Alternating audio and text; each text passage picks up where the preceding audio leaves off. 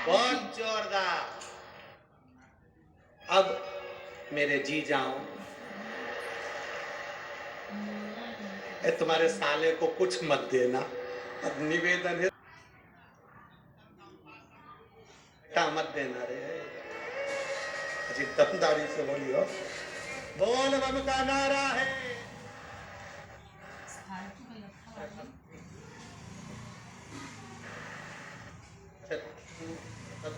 योगी पुरुष हो तो फिर आवाज में बोलना चाहिए ना। तुमने को माइक दिया इतना तेज तो आवाज इनकी और बोल्ड हो जाए। जाने दो, अच्छा अपन सब मिलके बोल रहे हैं, बराबर बराबर है। आवाज बिल्कुल जोरदार है, ऐसा नहीं। फिर भी हमारी जीजी की है सरकार, जीजा पानी भरे। बहुत जोरदार बोलिए हो। बोल सीताराम सरकार की, गदरवा धाम श्री हनुमान जी महाराज की। जोरदार, इसको क्या आनंद है। शिव कथा कह रही है, हमें निंदा नहीं सुनना है, हमें निंदा से दूर रहना। अरे शंकर ने जवाब नहीं दिया, शिव जी वहां से चले। शंकर जी तो चले गए, पर सभा में आज भोलेनाथ जी नहीं दिखे। सभा में आज भोलेनाथ जी नहीं दिखे। माँ जी ने अनंत गरुण देव को बुलाकर कहा, गरुण जरा जाकर पता करो भगवान शिव इस सभा में क्यों नहीं है। बाबा देवादिदेव महादेव सभा में क्यों ना थे। जाओ जरा पता करो। नहीं पलट कर बदला नहीं लेना अपने। बदला लेने में कई लोगों के तो कुल डूब गए। बदला लेने में कुल डूब गए। बदला लेने में पूरा वंश डूब गया। बदला लेने में पूरी जिंदगी खराब हो गई। महाभारत का चरित्र उठा लो, माता द्रौपदी जरा सी हंसी थी, उसका बदला लेने के लिए पूरा वंश मिटा बैठे। सूर्पणखा अपना पूरा कुल डुबो दिया केवल बदला लेने के लिए। कई हमारे क्षेत्र में लोग ऐसे रहते हैं, मैं उससे बदला लेकर मानूंगा, और बंदूक उठाई ठोक दिया। तूने तो 5 मिनट में उसको मार दिया, पर तेरा परिवार आज तक रो रहा है। आधे जेल में पड़े हैं, आधे बाहर रो रहे हैं। ऐसा बदला लेना किस काम का? तूने तो उठाई ठोक दिया, उठाकर ठोका। बदला लेकर मानूंगा, तू तो बदला ले लेगा, तेरा परिवार तो जिंदगी भर रोएगा। तू जेल सड़ेगा, थाने में पड़ा रहेगा, कोर्ट के चक्कर काटता रहेगा, जिंदगी पूरी रोने में निकल जाएगी। बच्चे बड़े हो जाएंगे तो जिंदगी भर बाहर नहीं निकल पाएगा। तो ऐसा बदला लेना किस काम का? शिव महापुराण की कथा को सुनने वाले एक बात अपने अंदर उतार लेना। रावण ने अपनी बहन का बदला लिया था, पूरा वंश मिट गया। दुर्योधन ने अपनी हंसी का बदला द्रौपदी से लिया, पूरा वंश मिट गया। जो नहीं होती, जो बदला लेने की ठानता है। कई लोग अकड़ में आकर कह देते, कई लोग अभी तुम यहाँ से इधर पीछे के रास्ते से अंदर मत आन दो किसी को, फिर देखना वो बोलेगा देख लूंगा तेरे को तो बाद में। फिर तू बाद में, तेरे को बाद में निपटूंगा, अभी ज्यादा इतरारिया है ना, तूने मेरे को चढ़ने नहीं दिया मंच पे। तू आ तू मेरे पास। तूने अभी मेरे को देखा नहीं है, अभी तूने मेरे को देखा नहीं है। ध्यान दे मेरा समय, जब मेरा समय आएगा ना तेरे को बता दूंगा मैं क्या चीज। और गुस्सा होके गाड़ी उठा के भुड़ भुड़ करके चला गया। आगे गया तो एक्सीडेंट हो गया, हॉस्पिटल में भर्ती हो गया, डॉक्टरों ने कह दिया समय आ गया। अभी कहकर गया था मेरा समय आने में बता दूंगा। समय कब किसका कैसा आ जाए किसको भरोसा है, किसको भरोसा। इसलिए मेरा निवेदन है, कभी ऊंचे बोल नहीं बोलो। किसी से कितनी भी लड़ाई हो जाए, किसी से कितनी भी दुश्मनी हो जाए, कभी बदला लेने की मत ठानना कि मैं इससे बदला लूंगा। बदला लेने में पूरे रावण का वंश चले गया। सूर्पणखा का बदला लेने गया था और मालूम पड़े पूरा सूपड़ा साफ हो गया। दुर्योधन बदला लेने के लिए गया था कि द्रौपदी ने मेरे ऊपर हंसा है, बदला लेकर मानूंगा, और दुर्योधन का पूरा वंश नष्ट हो गया। घर की माताओं को चाहिए तुम्हारे बेटे की किसी से लड़ाई हो जाए, डंडा उठाकर बदला लेने जाए तो माताएं उसको समझाए हमें बदला नहीं लेना, हमें नहीं लेना बदला।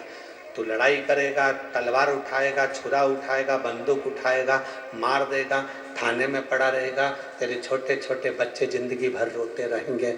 5 मिनट का 10 मिनट का गुस्सा 10 साल तक जेल में सड़ा देता है। इसलिए वो 10 मिनट के गुस्से को चूल्हे में पटक दो और एंजॉय की जिंदगी, प्रसन्न चित्त में अपने जीवन को जियो, स्माइल देकर, खुश होकर, आनंद के साथ। समझौता करना जानो, समझौता।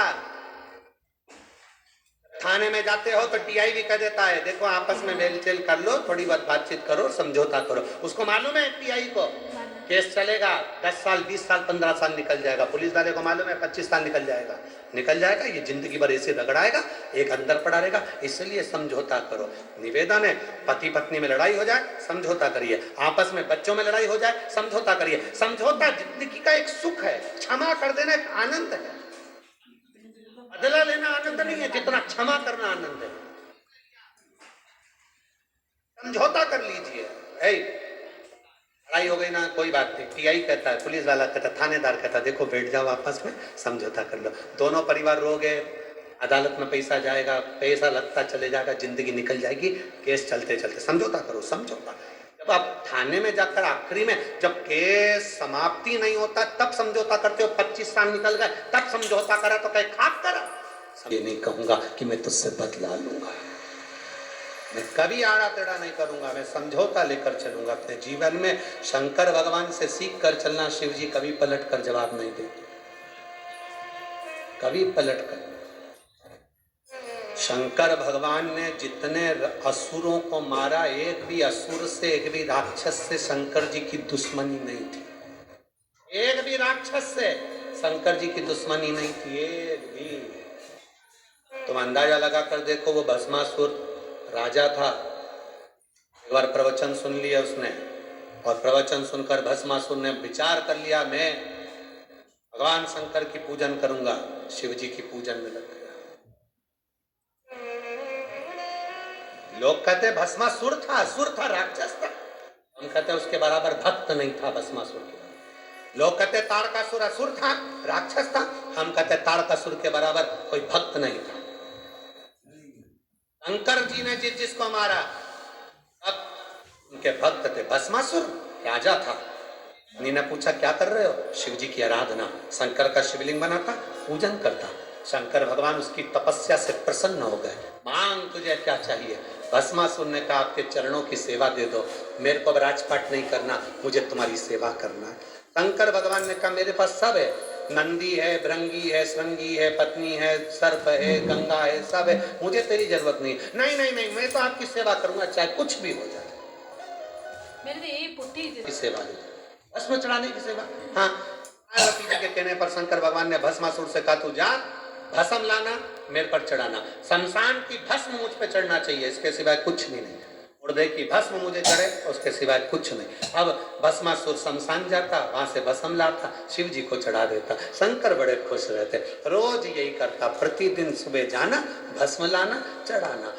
6-7 महीने निकल गए, 1 साल निकल गया, 4 साल निकल गए। चौथे साल में भस्मासुर शमशान में भस्म ढूंढता रहा पर मिली नहीं, क्योंकि कोई मर ही नहीं दिया था। कोई मरे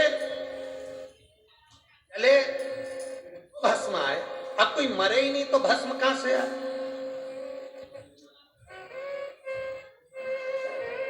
भस्मासुर को बड़ा गुस्सा आया, भोलेनाथ जी ने मुझे सेवा दी और मुझे भस्म नहीं मिल रही है, मैं करूं क्या?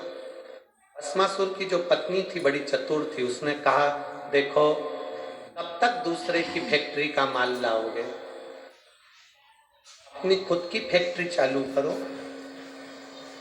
भस्मासुर ने पूछा अपनी फैक्ट्री कैसे? पत्नी ने कहा शंकर जी की तपस्या करो, वर मांगो, जिस पर तुम हाथ रखो वो भस्म हो जाए, उसी की भस्म शंकर जी को चढ़ा देना, अपनी कंपनी का माल चलता रहेगा। रोज कहीं ढूंढने जाना नहीं पड़ेगा, किसी के ऊपर हाथ रख देना, भस्म हुआ, उठाया और चढ़ा दिया। कहां तक दूसरे की फैक्ट्री का माल लाओगे? अपनी खुद की फैक्ट्री चालू करो। सुन लिया भस्मासुर ने, लग गया तपस्या में। भस्मासुर ने तपस्या करी, शिव जी सामने आ गए, मांग तुझे क्या चाहिए, आशीर्वाद दो, जिस पे हाथ रखूं वो भस्म हो जाए। शंकर भगवान भी अड़भंगे थे, उन्होंने कह दिया तथास्तु।